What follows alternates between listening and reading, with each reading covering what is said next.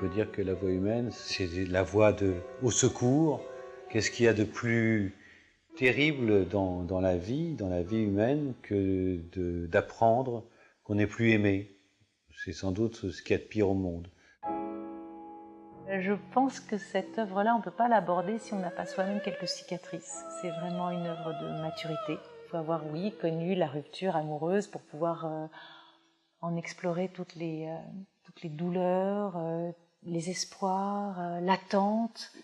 C'est pas une œuvre de laquelle on sort indemne.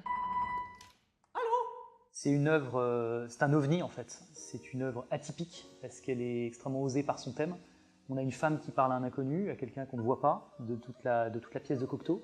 Il y a vraiment un niveau d'interprétation de la solitude, du fait d'être plaqué, de l'échec amoureux, de la tristesse sentimentale, du mensonge, voilà, de la place de la femme vis-à-vis de l'homme. Et c'est des thématiques très modernes. Cette femme incroyable, elle n'a pas d'âge. Elle est juste femme, en souffrance. Elle est racontée par deux hommes, Cocteau et Poulenc, qui la magnifient et qui en même temps...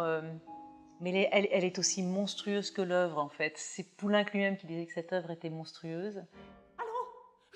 C'est vrai que pendant longtemps, cette œuvre a été donnée pour orchestre uniquement. Et en tant que secrétaire de l'association, je me suis efforcé à autoriser la version piano, parce que je la trouve merveilleuse. Et elle apporte une crudité, elle apporte une sécheresse, elle donne un sens au silence, qui sont si importants dans cette œuvre. Et là, l'enjeu de la voix humaine, c'était cette intimité, c'était cette nudité avec la voix, avec le chant et avec le piano.